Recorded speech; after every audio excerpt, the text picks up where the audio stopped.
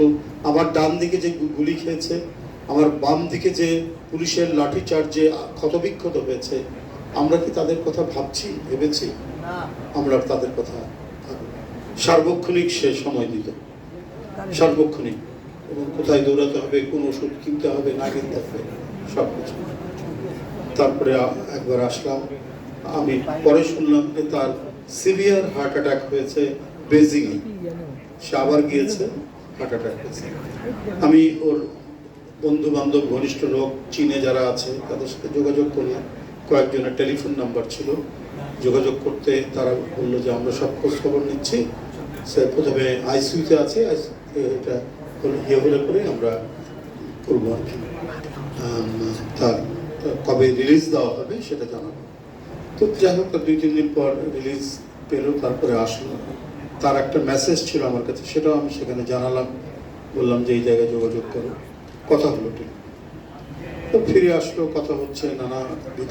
কিন্তু নান্নু যে সবাইকে ছেড়ে চলে যাবে এইভাবে এত তাড়াতাড়ি, বয়স একটা হয়েছে তো বটেই, আমাদের অনেক ছোট, 7-8 বছরের ছোট, সেটাও তো তার ওই ছোট হিসাব করলেও তো আমার যদি 66 হয় তাহলে ওর 57 নাহলে 58, এইরকম একটা অবস্থায় তার মানে বয়স, তো এটাও তো কম বয়স না।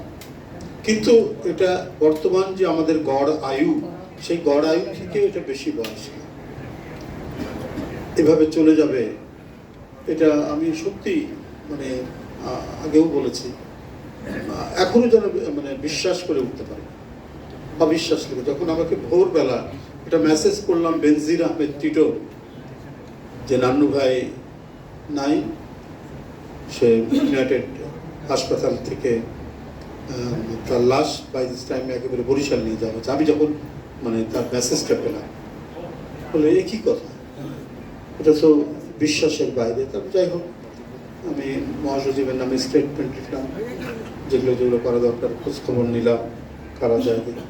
আশফাক আর দীপু বরিশাল গেল আমাকে বলেই এইসব বিষয়গুলো। কিন্তু মূল কথা হলো যে জাকির হোসেন নান্নু আমাদের মাঝে নেই, এটা যেন বিশ্বাসযোগ্য।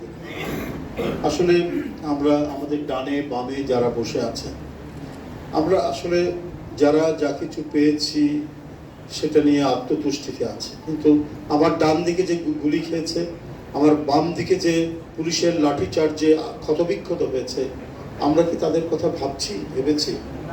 আমরা তাদের কথা ভাবি।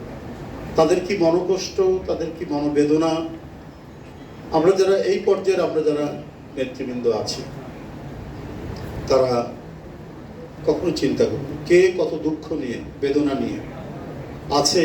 আমরা তো বাইরে থেকে কেউ টের পাচ্ছি, অনেকের সাথে দেখা হয়, আমি জানি যে 17 বছর তার অনেক জুলুম আছে তার উপর দিয়ে, অনেক ঝড় বয়ে গেছে, অনেকবার কারাগারে গেছে, অনেকবার আক্রমণের শিকার হয়েছে, কিন্তু এখন কেমন আছিস? আমরা অনেক নেতৃবৃন্দ যারা আছে, আমাদের অনেকেই, আমরা কেউ মন্ত্রী হয়েছি, অ্যাডভাইজার হয়েছি, এমপি হয়েছি, আমরা কিন্তু এই ভাইদের অধিকাংশই আমাদের ছোট ভাই, আমরা ওইভাবে খবর নিয়ে দেখি। তবে আমি আপনাদেরকে বলি, দৃঢ় বিশ্বাস, ভাগ্যের ব্যাপারে আমি অতটা ইয়ে নই, কার কি আছে না আছে, হতাশার ব্যাপারে মানে don't believe in frustration, believe in your hard work. কেউ হতাশ হবে না, নিজের পথ এবং আদর্শকে হৃদয়ের ভিতরে একটি চিরন্তন অনির্বাণ বাতি হিসাবে ধরে রাখেন, দেখবেন ঘুরে ফিরে আপনার কাছেই আপনার মূল্যায়ন আসবেই। এটাই পৃথিবীর নিয়ম, এটাই হচ্ছে প্রকৃতির নিয়ম, এটা আসবেই, এটা হচ্ছে আল্লাহর নিয়ম, তাকে দিবেই। কখনো কারো শ্রম বৃথা যায় না। হ্যাঁ, অনেকে হয়তো না পেয়ে চলে যাচ্ছেন, কিন্তু তার এই রেখে যাওয়া যে স্মৃতি, সেটা আমাকে আবার নতুনভাবে কাজ করতে উদ্যমী হবে। আজকে আমরা সবাই মিলে যদি আছি, এখন দল সরকারের নানা কাজ হচ্ছে। গতকালকেও আমাদের প্রধানমন্ত্রী বলেছেন যে ফ্যামিলি কার্ড আমরা যেটা দিচ্ছি, এটার আরো পরিসর ঘটাতে, এটা তো একটা ধরনের সামাজিক উন্নয়নের দায়িত্ব তিনি নিয়েছেন। আরো বিভিন্ন কার্ডের কথা